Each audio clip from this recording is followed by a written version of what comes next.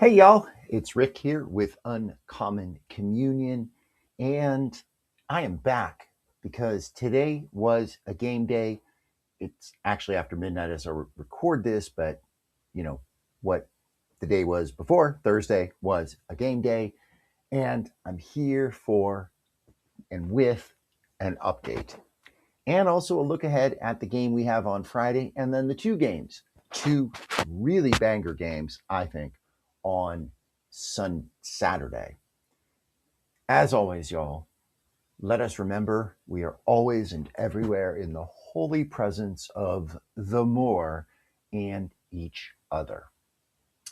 So, if you have been watching these videos throughout this World Cup journey that we are taking together here at Uncommon Communion, you'll notice I have a number of World Cup shirts. Some are American specific. I have one that is World Cup specific. Some have flags. There's that one I have with the American flag and the Mexico flag and the Canadian flag. Well, this is one that I wore today, Thursday, to work. And yes, I very much love having a job where I can dress like this for work. And I wore this because I didn't want to wear my USA jerseys yet. It feels a little too soon, a little too raw. Still kind of, it's kind of sticking in my craw still, that whole US thing, right? But I wore this shirt today because it does have US colors, it's patriotic, and it also is French colors. Now, you may be wondering, did I wear it because I was rooting for France in today's game? And the answer is no, because I'll be honest with you, I was rooting for Morocco. And here's why: because Morocco is an African team, and the European teams have dominated this sport for so long.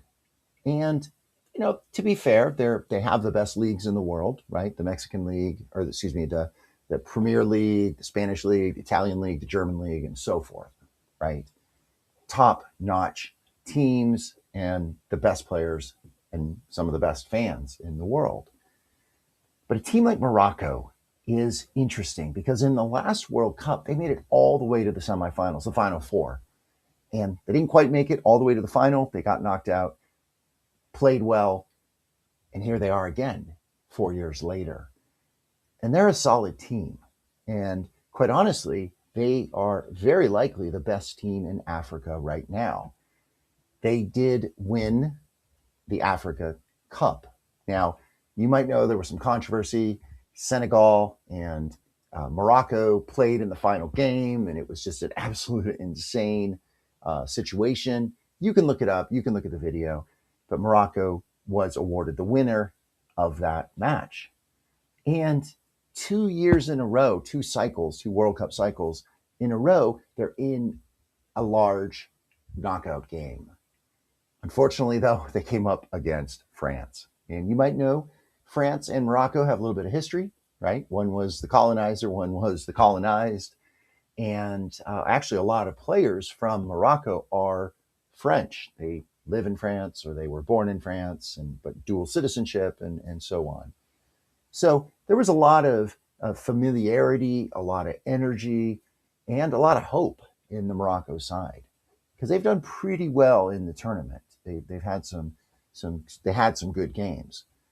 France, though, is really good, and yes, they had a game against was it Paraguay that really tested them in part because Paraguay just did all kinds of fouling and all that gamesmanship, getting in your head, crap talking, all that kind of stuff. And there was a question if Morocco was going to come out like that, that might be the only way to slow France down, to really even have a chance against France. And the reality is that Morocco didn't come out that way. And it kind of showed. Now, it was a hot day. It was in Boston. Morocco did all right, but they never really had many shots on goal. They never really had that many chances. Now, it took France a while to score, and actually Mbappe, who I'll talk about here in a minute, their star, did miss a penalty kick. But you know what? Messi missed a penalty kick recently as well. So I guess there's some parody there, if you will. But here's the thing, y'all. Once France got started, they are amazing. And there's a real beautiful game that they play. I think soccer, again, is a beautiful game. It's a heavily fitness demanding game. I was just watching a video on YouTube a little bit ago about the high levels of fitness training that soccer players have to do, the moving constantly, starting, stopping, jumping, turning, kicking, all that kind of stuff, heading the ball, everything, right? And France does it with such grace and beauty. And they have Kylian Mbappe. Kylian's an interesting guy because he's played in 20 World Cup games. He has scored a goal in each of those games. So, as many games as he's played in the World Cup, he scored a goal. And it's amazing. I mean, his stats are amazing. And it's kind of funny because Messi, who is, undoubtedly the greatest in the world at this point, is leading the number of World Cup goals scored by one individual. He's at the top of the list. But he's played in like 6 World Cups. I think this is his 6th. I don't think it's his 7th, but certainly his last. Mbappe's played in 3. Mbappe's 27. Messi just turned 39.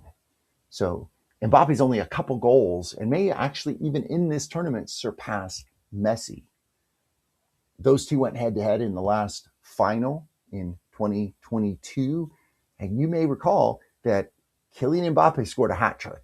He had all the goals and some amazing goals and some really backs to the walls goals.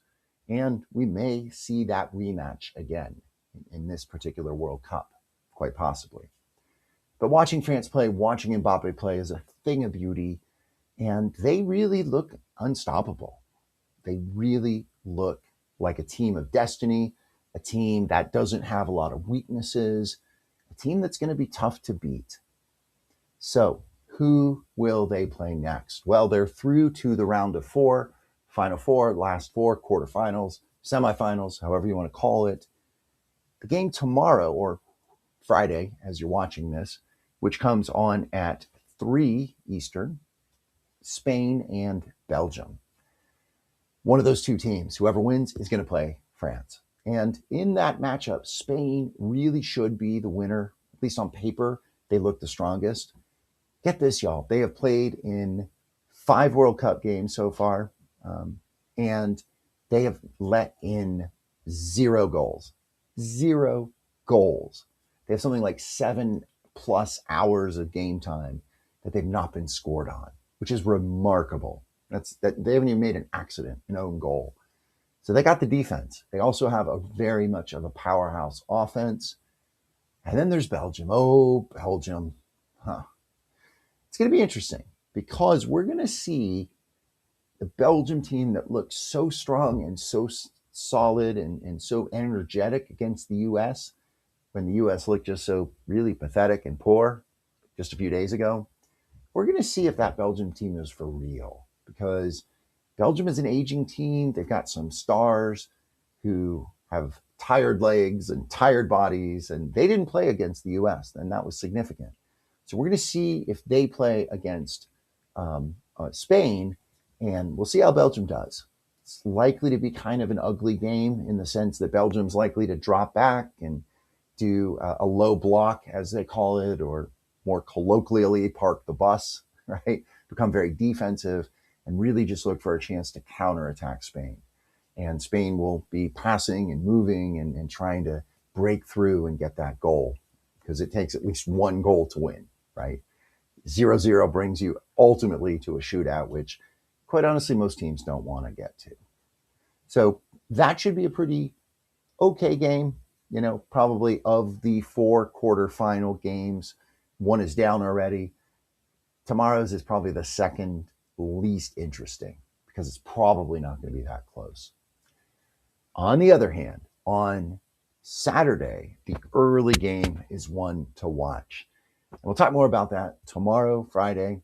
But that's Norway and England, 2 teams that have just been really fun to watch, who've had some tough games and have some of the best strikers in the world. Erling Haaland, who is just tearing it up on social media, Mr. Viking Man, is gonna probably have some challenge against the England defense, because it was England that kept Mexico from scoring in that epic game just less than a week ago, 6 days or something ago, and we're going to see how they can do with Norway. If Norway can break through that defense. And then the last game on Saturday, 9 o'clock, last game of the quarter finals is Argentina and Switzerland. And Switzerland's kind of been a dark horse, not the most interesting of teams. And then there's Argentina, who struggled in their last two games. So we'll see how they can do against Switzerland and see if they can get to that final four. So just looking ahead, y'all, we're coming down to it, right? There's three more quarterfinals. There's two semifinals, then the final, plus the hated third place game, which again, FIFA makes teams play, way to make more money, consolation prize. But there are 3 + 2 + 2, which, if my math is correct, just 7 games left. Just 7 games. And I'm already feeling it, y'all. Yesterday without a game, this evening, Thursday evening without a game. It's an afternoon game, right? I'm beginning to feel that emptiness. I'm beginning to feel that loss. I'm beginning to feel that, summer and the fall are on the horizon. And I'll talk more about that, but I'll just say this, because I said this to somebody this evening at a book group with my church, that this has been a beautiful, wonderful, necessary break from the bleakness of the U.S. current events and politics. And yeah, we got a taste of it when little dictator inserted his grubby fingers into, as he did. We know that story, right? And who's really that surprised by that, right? But once this tournament ends, it's not going to be too far to Labor Day, which means the end of summer, and then the midterms start. And then we're going to see. We're going to see. So, nevertheless, y'all, hope you're enjoying it. Hope you're making those memories.